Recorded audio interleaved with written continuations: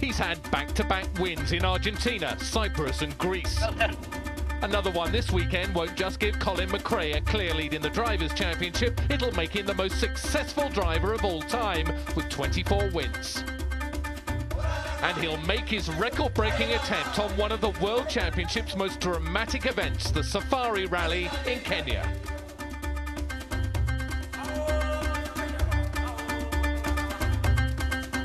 Safari is one of rallying's toughest tests, a rigorous mix of big game, rough stages and rugged rocks. It's also one of the oldest, started in 1953 to celebrate the Queen's coronation. In the past, it covered a vast expanse of East Africa. Today, it's more compact, but make no mistake, the distances covered are still huge. Stretching from the equator to the south of Nairobi over 3 days, the rally covers nearly 3,000 kilometres. There are 12 gruelling stages. As always, the driver who completes these in the fastest time wins. It's a rally with unique hazards. Stages are open and anything can wander into the path of the oncoming cars. To warn the drivers, each World Rally car has its own helicopter to spot traffic. Surfaces change dramatically. There are slow, winding, rock-strewn roads, and there are 200-kilometre-an-hour straights. If the roads are dry, they're dusty. If they're wet, they can hide metre-deep potholes. To stop the engines drowning, snorkels are fitted. But it's the mixture of danger and speed that makes surviving Safari one of driving's toughest challenges.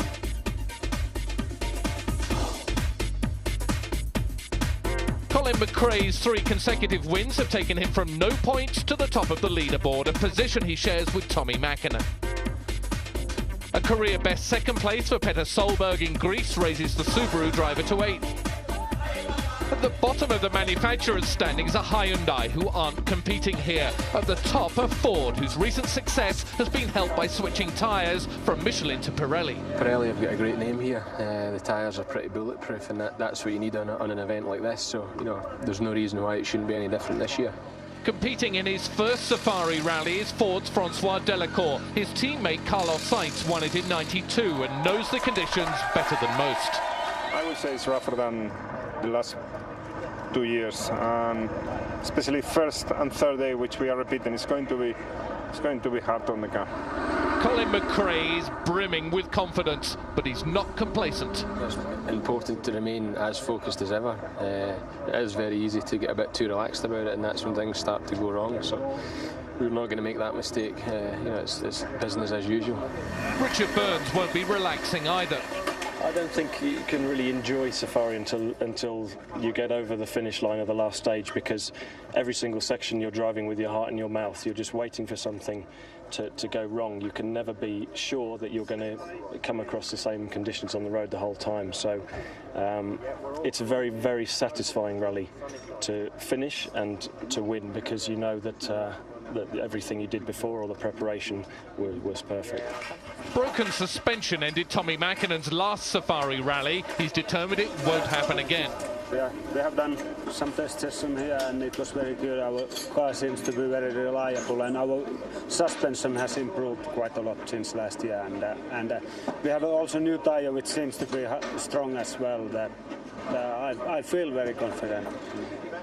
Marcus Grönholm has almost certainly lost his world crown after scoring just 4 points this season. He's hoping to improve here. During the test, yes, we were trying to go fast.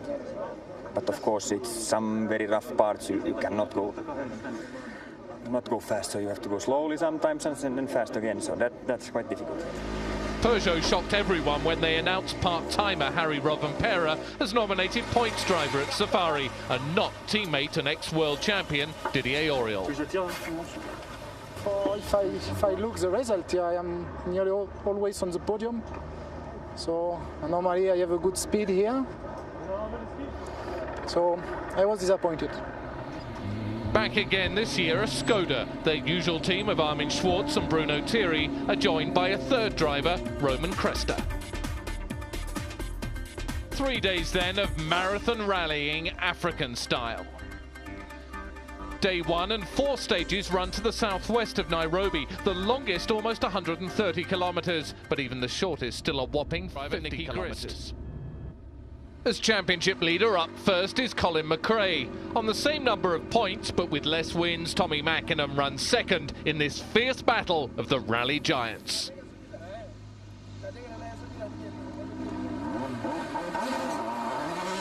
McRae said before the rally that his plan was to finish on the podium and not risk everything for a record-breaking 24th career win. But this is Africa, and there are risks everywhere. Overnight rain have made the roads extraordinarily slippery. And right by the side of the road, a local hazard. Look to the left. Parked by the side of the stage, a broken bus. 150, 6 left over crest and keep left. Handed to Mäkinen as he prepares to launch into the rally, a note warning him of the bus.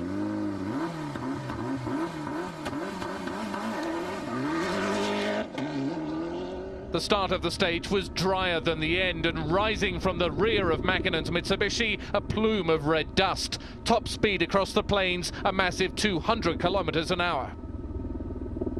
Out of sight, but at 180 kilometers an hour, Mäkinen got the fright of his life when a huge bird of prey flew out of a bush and right into the Finn's windscreen. Third on the road, Carlos Sainz, now 10 months without a win. Sainz is a safari veteran and he knows that anything can happen. Midway through the stage, he points to the front right wheel. We have a buncher, prepárate.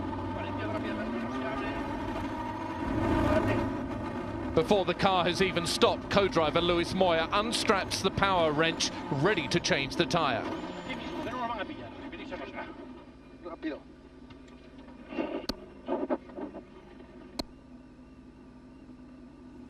Back at the stage start, Armin Schwartz in the lead Skoda. Without a gravel crew, Schwartz didn't have the advantage of knowing what the road ahead was like. But like most teams, he had a helicopter warning him of the hazards ahead. Right 5. Okay. 250. Caution, no pads dropped. Left 3 to 4 opens minus. Absolutely flat out. The undercar protection flapping. Richard Burns knew that only maximum attack would keep him in the championship. Skimming like a stone over a puddle, Burns was on course for a fastest time when his bad luck struck again. Fast left, keep out, and easy left. 40, flat left. 60, gets rougher. Struts come out, yeah. Medium left plus narrow. Nigel, the struts come out completely. You say the strut's broken? His suspension broken, Burns was out of the rally and almost certainly out of the championship race. 10 kilometers ago, the left front strut started going soft, so the front was bouncing, and we carried on, hoping it wouldn't get any worse, but clearly it has, and eventually the strut just broke up. That's it.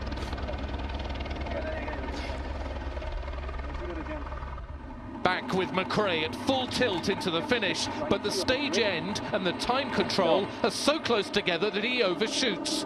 His time, third fastest. Mäkinen too overcooks it into the finish. His time, second fastest. But to get his time verified, he has to turn round and go back to the time control. Still out on the stage, Harry Rovanperä had backed right off. 2 punctures had left him vulnerable, and Peugeot just wanted to get him to the end.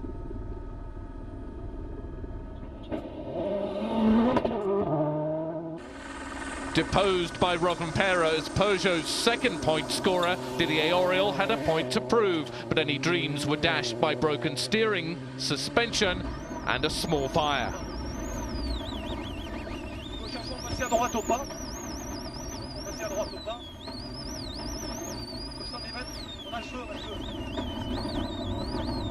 It's burning, shouts Auriol, but after the fire was put out, they were able to restart.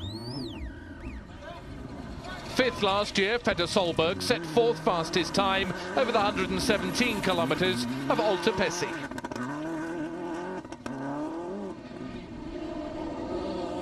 World champion Marcus Grönholm had a trouble-free run to 6th fastest time. But the surprise stage winner was Armin Schwarz. This was the first time that Skoda had ever led a World Championship rally. Confirmation of Schwartz's lead, 4 seconds from Mäkinen. Colin McRae just half a minute down. Petter Solberg 4th from Seitz. Armin Schwarz. We took it quite fast, but I still tried to save the car as much as possible. But you know how it is, you miss one bump and that's it. So I hope we have also the luck on our side. His Mitsubishi coated with feathers, Mäkinen knew his bird strike could have been worse. We were lucky. About 15 kilometers before the finish, big bird jumped from the bushes and straight the windscreen, and but lucky it was very top corner. It didn't came in completely because the speed was about 180. It was long straight, and if a little bit further down, I think it could come straight in, and that would be end of a whole rally, I'm sure. Started just very steady and just tried to make sure we didn't have any problems, and it worked out.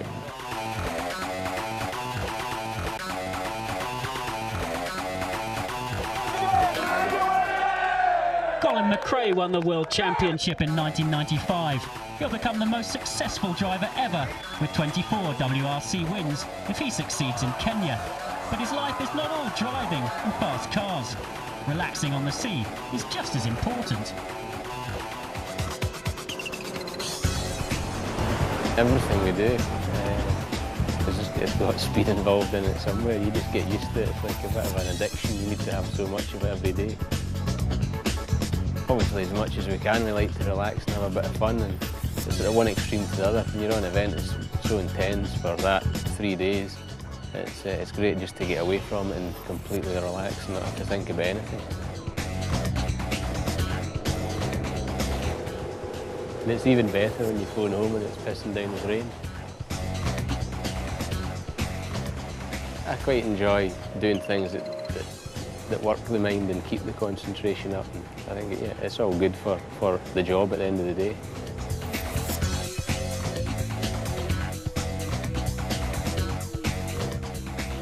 Like you said, just chill out, but time to splash.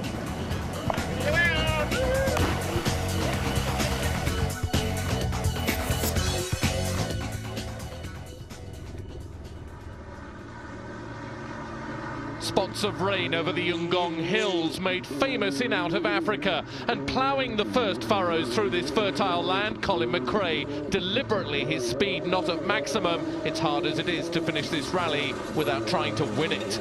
McRae was 3rd on stage 2 and 3rd overall. Mäkinen had no such reservations about gunning it. He was fastest on stage 2, but more importantly, he was now leading the rally he last won in 1996.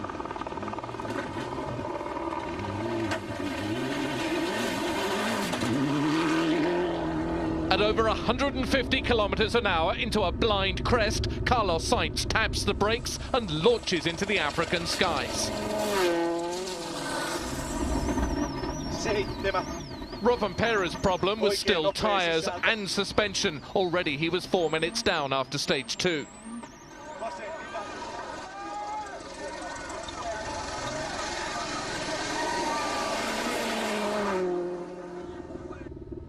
If the bus on stage 1 wasn't bad enough for Colin McRae, Delacour got the fright of his life on stage 2. And so too did the driver of this saloon car.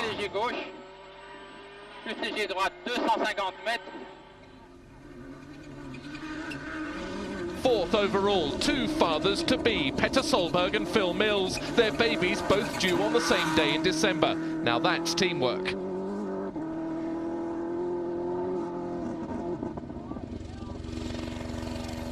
After his triple whammy of bad luck on stage 1, Didier Auriol was back to full speed.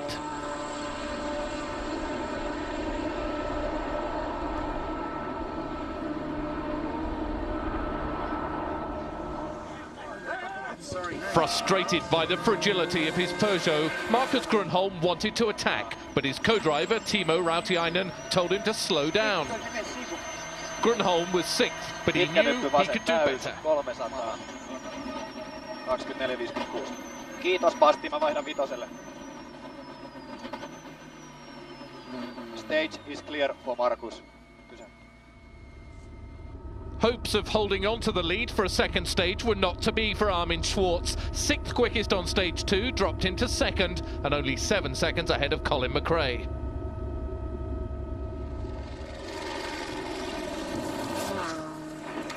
A puncture threatened to put Toshi Arai out of the rally. Ben, I think you're about to lose the tyre. Maybe you should change or consider going slowly, over. Advice came from on high. Supervision, what we should do, whether we should change or stop. His helicopter crew telling him to pull over.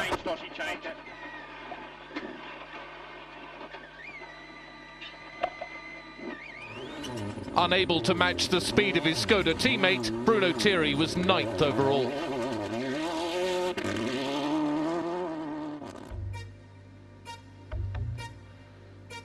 So after stage 2, Mäkinen now leading by almost half a minute from Armin Schwartz. Colin McRae not far off. Petter Solberg, then Seitz, and Marcus Grönholm in 6th. I'm happy we're driving safely at the moment. But doesn't mean to say you still can't get caught out, but we're going as safely as possible. Tommi Mäkinen had made the best of the conditions to take the lead. Slippy and very tricky. Stones, sharp stones, and spectators in dangerous places. Carlos Sainz was lucky to make it back to base.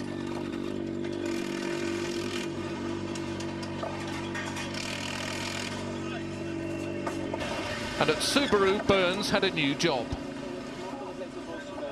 Saw you talking to Richard just a few minutes ago. Has he given you any advice? He's gonna help me to be in the helicopter. But I'm very appreciative of that he offers himself for that, and we have to do the best for the whole team, you know.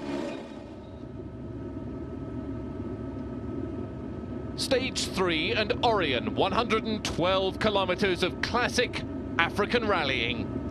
But McRae was in trouble. At high speed, the death rattle started from the front of his Ford.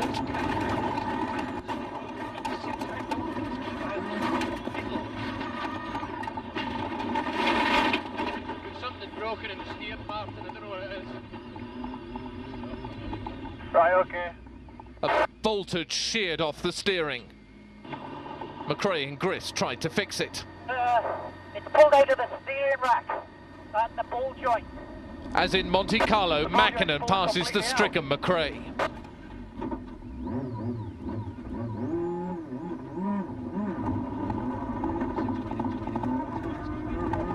McRae's back on the road again, but once again the steering breaks, this time catapulting him off through a fence.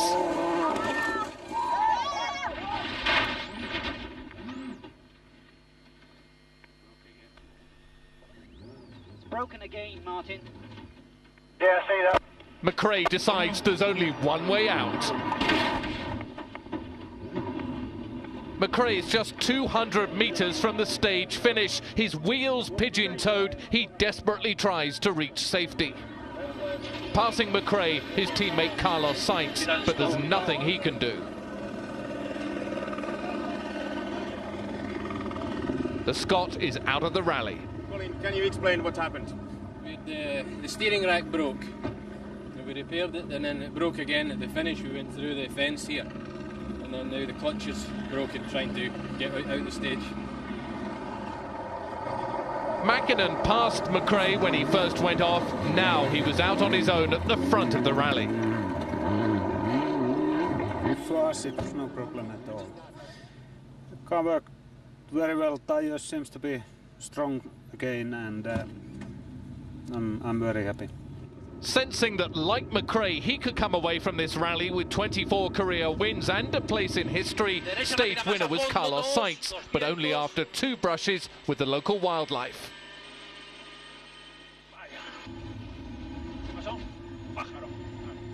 Wasn't too bad, not the roughest section, so not too bad for us. Yeah, went quite okay, no puncture this time. On the move up the leaderboard, Harry Rovanperä was now up to third with McRae out.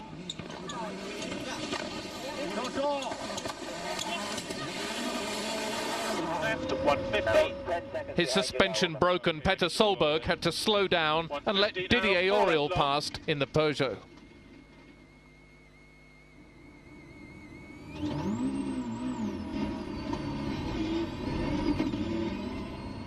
Four left, long tightens. Very right at big hole. 500 over kinks. 400 now. Keep left over small bumps. Uphill. Sorry? Trying to keep out of trouble was Freddie Loix, who 2 years ago had a huge crash here. But there were big problems for Armin Schwarz. Well, here I hit a bump, and then the steering wheel hit into my hand quite badly, and now everything is a bit big. At almost 200 kilometers an hour, Freddie Loix gets the shock of his life. Lying across the road is Didier Auriol's Peugeot on its side and ablaze. He stops to make sure they're all right. They are, so he continues. Teammate Marcus Grönholm provided his own fireworks. Again, you see it. He arrives too fast into the dip, gets out of shape, trying to avoid the rocks.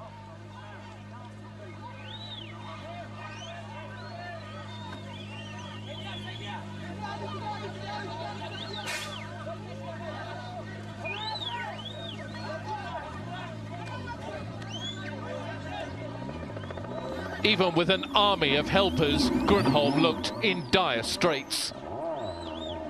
He made it a kilometre down the road, then retired. I came a little bit too fast to one place, and there was a big stone I tried to avoid. And then I get sideways and into the bridge, and I had a spin. It was a concrete, and it smashed this steering arm. So by avoiding trouble, Tommi Mäkinen leads by a minute and a half from Carlos Sainz. Third is Harry Rovanperä in the last Peugeot. Just out of the top six, Bruno Thierry and Freddie Loix. But the luckiest man alive, Didier Auriol. It's a stupid mistake. I mean, it's the wind in the helmet. I listen very bad note. And then he give me the right. Yeah, it's after I understand. You know, when I see, I say okay. It was a wrong note, I listen. Okay. It's life. Riding high, the flying Finn, Tommi Mäkinen. It was excellent, no problems whatsoever. Last stage we take a little bit steady at the end because it was so rocky and rough. I didn't like to push too hard because it's always hard for the car. We can keep going, no problem. You're about a minute and a half down on Tommi. What's the plan for tomorrow? Well, I think there is only one plan. Go for it and see what's happening.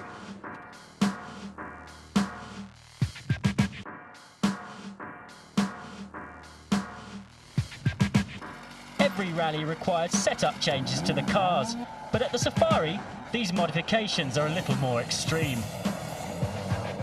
The Safari Rally is one of the most grueling and difficult events in the championship, and suspension travel is the key. There's two main factors. Of course, the ride height, merely due to the massive forces from hitting just the huge potholes, unbelievably deep. The special items used for Safari Rally, we can start here, which is the wing light mount. The idea being it's very, very intense. When the local people see this coming, they know a rally car is on its way, and they move the hell out of the way. Moving on to the rhubar, as we call it. This is hopefully moving a few items out of the way that the sump guard may have to deal with. The purpose of the snorkel is to allow deep river crossings. So this is mounted on the car, rather like this. We can experience river crossings up to ½ a metre deep. The rally will not be cancelled. It would run through sections like that as long as the rest of the road is passable. And as far as we're concerned, really one of the world's last great road races.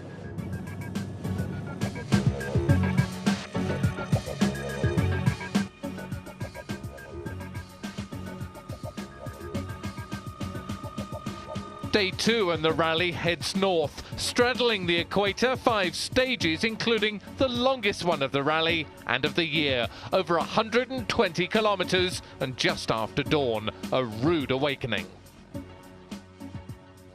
The rains from day 1 had left the stages smothered in a metre of mud. Mäkinen was first into the mud bath, and even though he was the only driver with up-to-date news of the conditions, he still took it easy on the year's longest stage. Carlos Sainz started day 2, sensing he could catch Mäkinen and take that record-breaking 24th career win. But 5 rally stars fell on day 1, and Sainz was the first in trouble on day 2.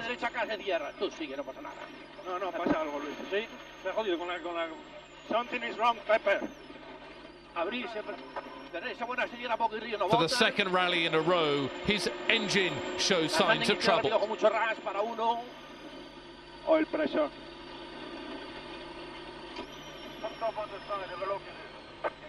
Sainz does as his engineer Pepper tells him and pulls over to check under the bonnet. But already there's an air of resignation in the Spaniard's body language. Sainz is victim number 6 on the Safari Rally. It's happened exactly the same than in Greece, starting 3 cylinders, like 1 piston went. But again, I repeat, the front is no problem at all. It's nothing, it's intact. With Sainz out, Harry Rovanperä moves up to second in the last remaining Peugeot. Twice the Finn fish-tailed off the muddy lake and into the bushes.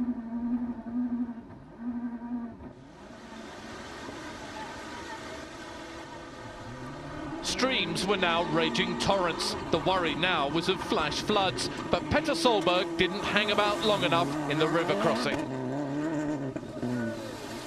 Everything bad that could happen did happen to Francois Delacour on stage 5. He lost his windscreen washer, crashed into a bridge, had a puncture, damaged a drive shaft and lost 6 minutes. After a grueling 124 kilometres, drivers were just happy to reach the end. Tommy, how was the longest stage in the World Rally Championship? Very hard. It was full of water. It was so bad from the start. It was really 200, 300 meters full of water. It was a bit slippy.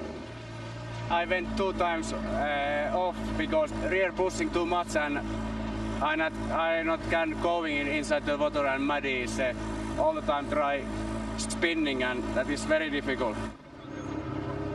We talked to the team this morning. It's just to be very careful and drive, because we can have a very good results now without driving like an idiot. George, this rally is more of a war of attrition than a motor race. This is Safari Rally. 16 years I've been coming here, it's always the same. I've never seen conditions like it, and the way that the state that the cars are coming into here with the muck and the water and everything that's getting into the intake system, I'm sure that all the cars are the same. I still think the rally's a long way from over. In this part of Africa, time has virtually stood still. Sadly, on the Safari, there's not much time for game viewing. Compared with stage 5 at 84 kilometres, stage 6 was a sprint by Safari standards. After the frustrations of the previous stage, Mäkinen decided to pick up the pace on Mubarak, the first time a closed stage has been used on the Safari.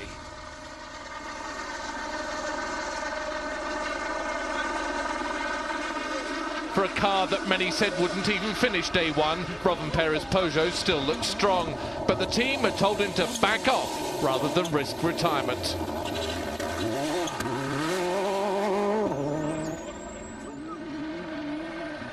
Armin Schwartz never looked likely to set another fastest stage time, but he was 3rd quickest, cementing 4th overall.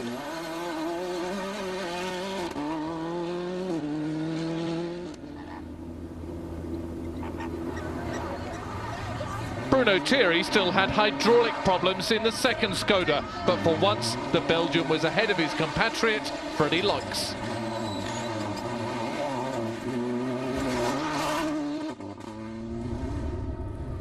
With 6 works drivers out and only 7 remaining, into the frame came Gabriel Pozzo from Argentina, clear leader in the World Championship for standard cars. He got him back into the battle.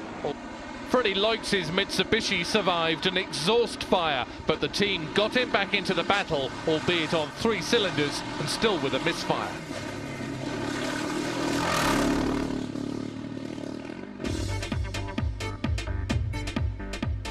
So at the end of stage 6, Mäkinen leading by just over 5 minutes. Petter Solberg now trying to push for Rovanpera's second place. The sight of Mäkinen returning unscathed was now becoming a familiar one. So far everything has been good and the car is still in good condition. We haven't pushed too hard to break it. I don't see any difficulties at the moment.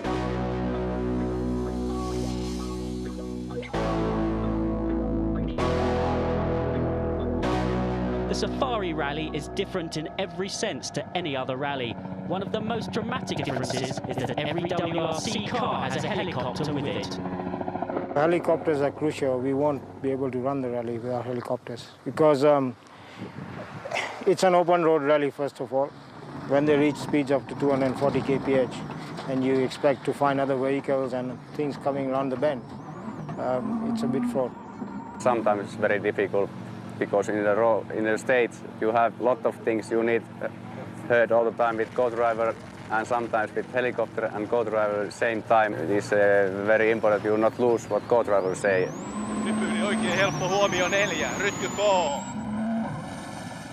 At the same time, the 2 guys in the air are having to concentrate on what they're doing. Our main job is to notice if there are any traffic. And that includes other competitors. Of the Skoda. Next comes animals. As you know, in Kenya there can be a lot of animals. And a lot of helicopters, up to 18 in the air and on the ground at any one time. This is also the problem because of the other helicopters that we've got to be following the road and looking out for other helicopters in the air.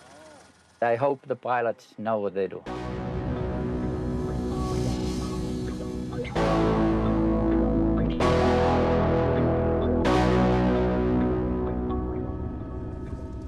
When the Safari comes to town, everything stops. Stage 7 and another short stage, this time down into the Rift Valley at Nayaru.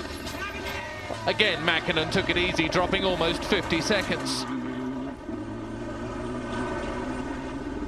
Rovanpera, though, was caught between a rock and a hard place, told to slow and wanting to speed, even on the knife edge.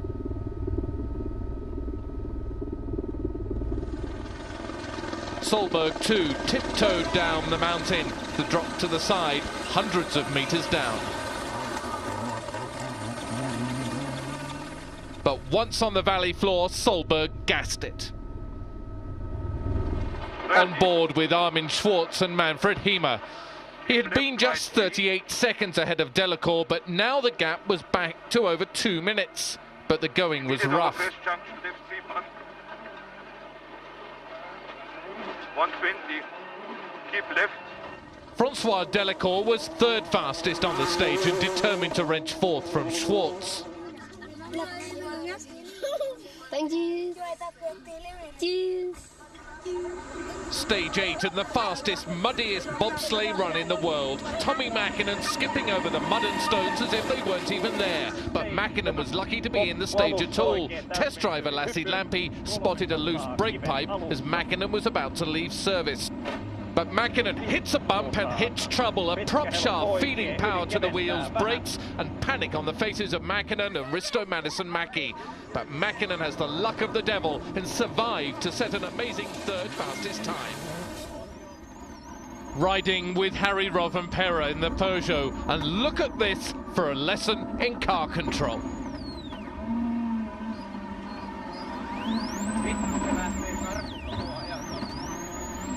Petter Solberg was fastest on the stage and now just 3 minutes behind Rovanpera.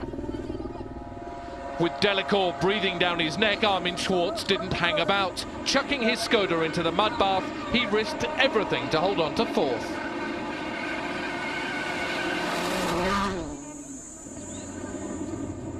Inspired by his teammates' performance was Bruno Thierry, 6th fastest in the second Skoda.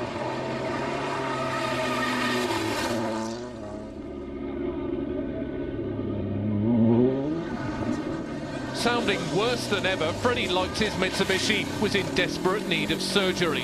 Mitsubishi decided to take their time at service and repair Loix's car once and for all, despite incurring time penalties. George, can you just explain to us what's happening behind? Well, Freddie's got a broken head gasket between 2 cylinders, so he's been driving a 2-cylinder car all day. And the car started to overheat a little bit. It was actually surviving fine, but now we're having to change it in a 20-minute service. The engine fixed, Loix's job now to pick up the last points on offer for 6th place. Stage 9, and a catalogue of disaster for the top drivers. Despite a spin, Mäkinen was over a minute faster than Rovanperä on the final stage, his lead seemingly safe. Rovanperä was lucky not to go out after he rammed a gate post. 300. Just when he had a chance to catch Rovanperä, Solberg's suspension broke. The punishment had opened Mäkinen's roof like a sardine can.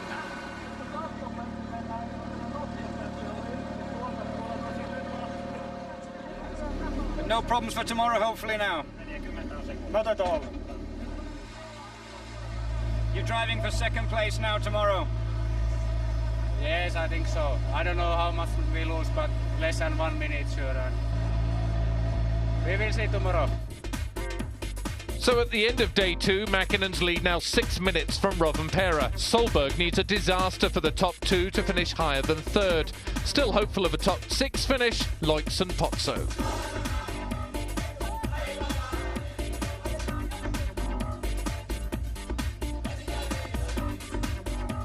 ...351 kilometres and 4 stages to go. All repeats of those on day 1, based at Whistling Thorns. Over the stages, heavy cloud lined the skies, preventing all but Mäkinen's spotter helicopter from flying. Mäkinen and Rovanperä wondered when or even if the rally would start. The organisers had said before the start that without helicopter safety, they wouldn't run the stages. But with Mäkinen's chopper on site, the leader was allowed into Alta Pesi. The helicopter cover is crucial. They warn the drivers of the cars, people and wildlife on the road ahead. With a new turbo, the Finn had a real boost. He set a blistering pace, even though this time over Alta Pesi was a lot rougher than day 1. Back at the start, there was still no sign of Rovanperä's eye in the sky, so the organisers offered their safety helicopter as his guardian angel. Fine in practice, but without a radio link, it was of little use. So understandably, Rovanperä backed right off. At the start, a multi-million-dollar traffic jam. The team's helicopters still unable to fly.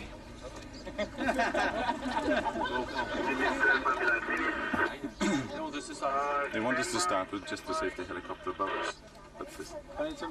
Forget it. It was agreed that we all have a helicopter and that's the team. We wait for 1 hour and 15 minutes now. Our helicopter is on the ground between Najvaša and stage 10. Breaking ranks, François Delacour is ordered into action by his team. We had a meeting the day before the rally and everybody, all teams and all drivers agree that we don't go into any section without a helicopter. And now they changed the regulation that the stewards say we have to go, and I think that for a safety point is not correct. Against his better judgment, Schwartz takes the start as well, his fingers crossed that the road would be clear. Stage 10 turned out to be a car breaker. François Delacour had a puncture and damaged a prop shaft. Just after the start, Freddie Loix's turbo blew. The same problem Mäkinen had on the overnight road section, but Loix did not have the luck of it happening on an untimed part of the rally. Loix and Smeets had no option but to pull over and try and fix it.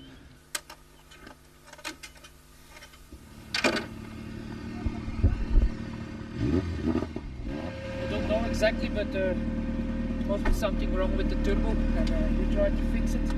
We'll see now where it is working. Good luck. He had to stop again 4 times, but he did make it out of the stage.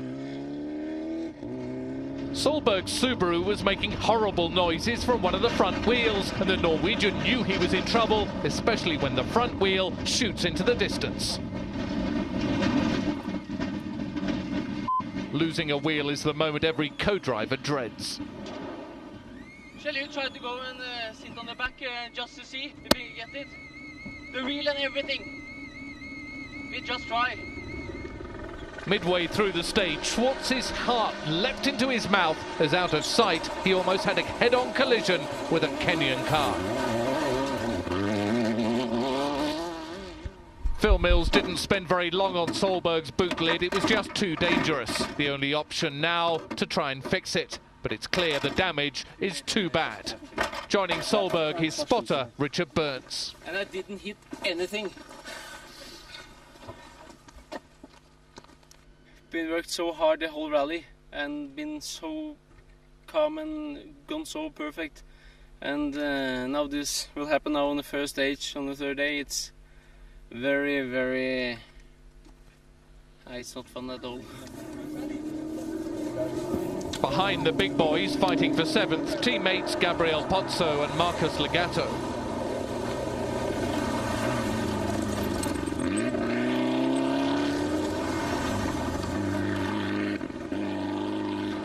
Even without his helicopter, Armin Schwartz made it to the end of the stage, but he wasn't happy. It pissed me off.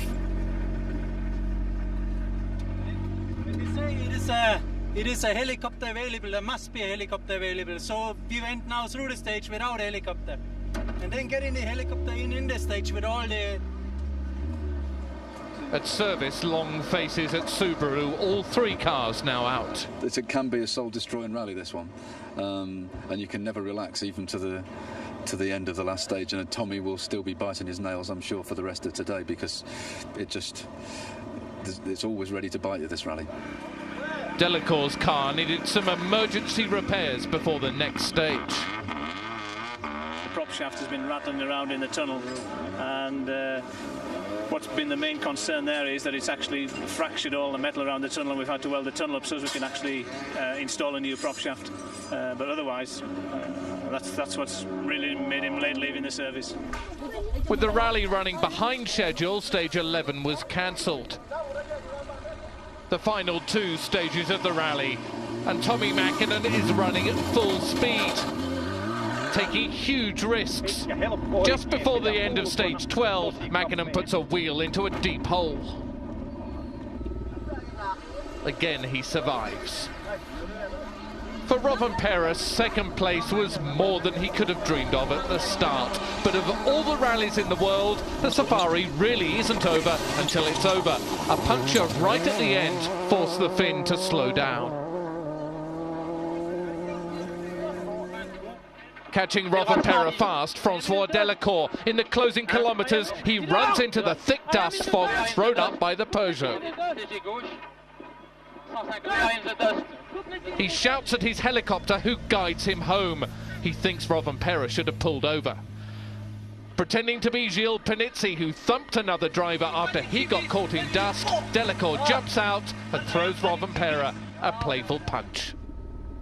With Solberg out, Schwartz is 3rd, giving Skoda their first podium finish on a world rally. But the price of success is pain. Skoda ran out of shock absorbers, and so both drivers were not having the most comfortable of rides.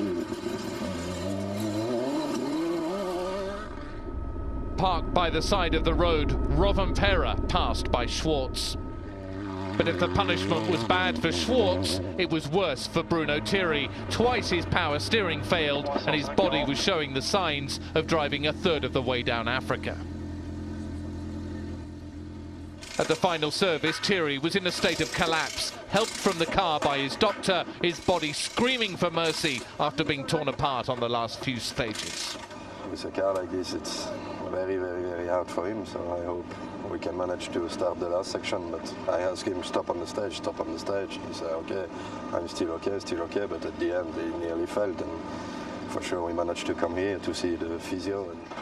Miraculously, possibly foolishly, 20 minutes later, he almost sprinted back to his car, encouraged by Ford's Malcolm Wilson. Now just 71 kilometres between Thierry and a well-earned 2 points and a well-earned rest.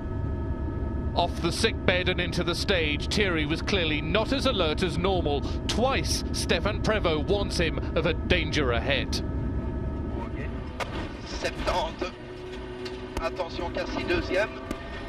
Attention, Cassie deuxième. Oh, Bruno! At over 100 kilometres an hour, Thierry buries the nose in a hole big enough to lose the car. But worse, Prévost has hurt his back and the car is on fire. He tells Thierry to stop and tells him he's an idiot. In an instant, help is on hand. Prévost has really hurt his back. A helicopter is waiting to fly him to a military hospital in Nairobi.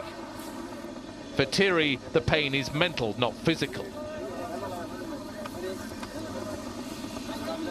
Maybe I misunderstand the distance for this ditch. Brake a little bit late, and we hit this ditch a little bit too heavy. But suddenly Stéphane told me straight away, my back, and then I stopped on the left side. Thierry's loss was others' gain. Freddie Loix taking 5th for all that toil and trouble. And the man from Cordoba, Argentina, Gabriel Pozzo, taking 6th.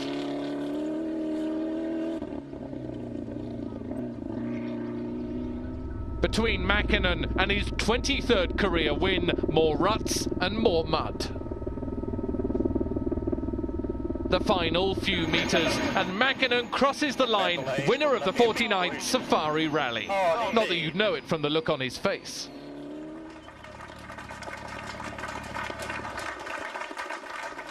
At last, a smile.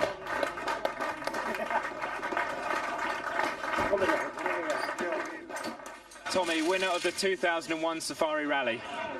Yeah, it was good rally for us, no bigger problems whatsoever. And so finally, Michelin made incredible work. We had no tire problems at all, and car was working well. Very close. You made a lot of people happy here at the Peugeot management. That absolutely, and we also, because that is necessary coming good result in this rally and hard rally anyway, and we know his car is strong and we can do a good job. The first ever podium for Skoda. No, I'm very delighted. I mean, I said it earlier on. It's quite easy to say afterwards, well, that's what we thought we can do, but to come here and say that's what we want to do, and then finish third, I mean, then it was really good. It is like I can't speak. It is like the boy give us something when you are given some very nice present or something. It was what I was dreaming for 30 years. Sorry.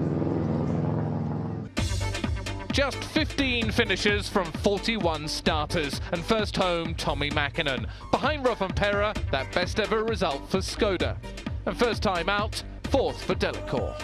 Mäkinen's win puts him 10 points clear of McRae. Rovanperä edges ahead of Burns. And thanks to Delacour, Ford the only team with 3 drivers in the top 6. In the manufacturers, 1st and 5th for Mitsubishi put them in front of Ford. Skoda increased their gap to Hyundai. So Tommi Mäkinen's first win in Africa for 5 years.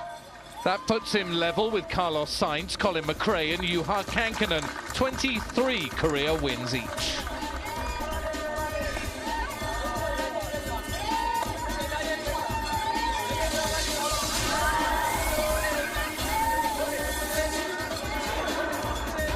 Another month and another rally. Next up, the Rally of Finland, an event of high jumps and high speed. And it's Tommi Mäkinen's home event, and the Finn certainly looks as if he has his sights set on a record 5th title. From the equator to Scandinavia, the contrast with the Safari couldn't be greater. But from deepest Africa, goodbye.